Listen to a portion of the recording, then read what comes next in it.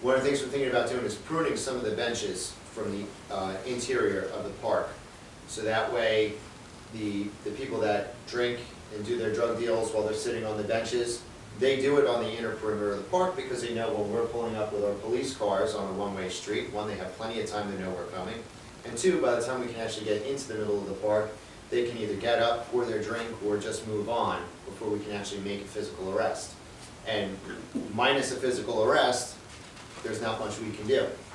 So the other thing we can do is we can deter the crime and deter the attraction. So I've spoken to,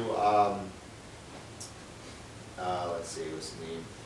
Brian Shepard about our idea. He's spoke about it with the council members. We're waiting to hear back from Councilman Crandall to see what his feelings and input are about it. Obviously, I want to get your input to say we're not wiping out all the benches, and this is not a guarantee, but this is one of the ideas we're thinking might help. And the cement pads and everything that exist that are holding the benches in place are all going to remain there, so that way when we take control back over the park and we send a message to the vagrants that are ruining it for us, we can slowly implement them back into place. However, the benches under the pavilion, my recommendation is take them completely out. Some other things we did is the police department acquired some new technology called pods, which are portable observation devices.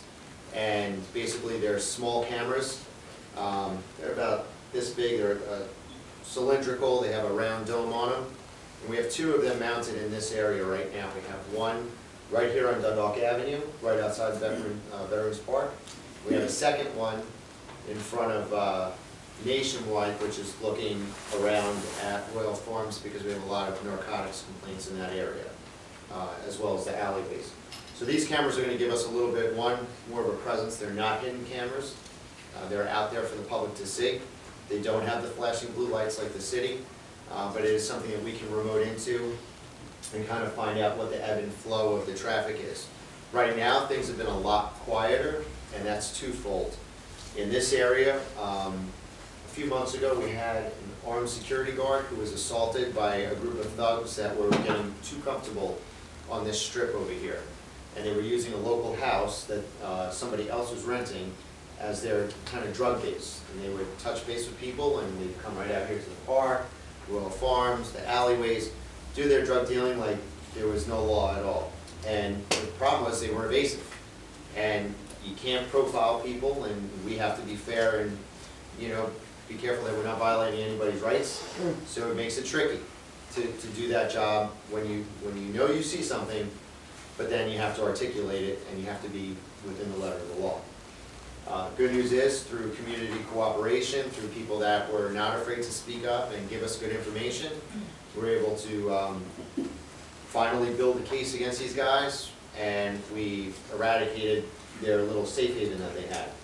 Doesn't mean that they're going to leave the area completely, but the thing is, every time we can disrupt an operation, especially one like that where they felt really comfortable and people were getting assaulted and robbed as a result of it, it's a good thing. So these cameras are out there. We have access to them.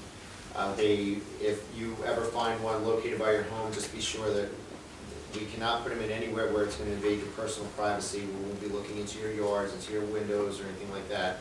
It is strictly for areas that we know are experiencing a high volume of suspicious activity or known crime, and this is where we targeted them right now. And I have a third camera that's coming in soon, which I'm probably going to put down off on Commerce Street, because we're having some problems about a laundromat over there.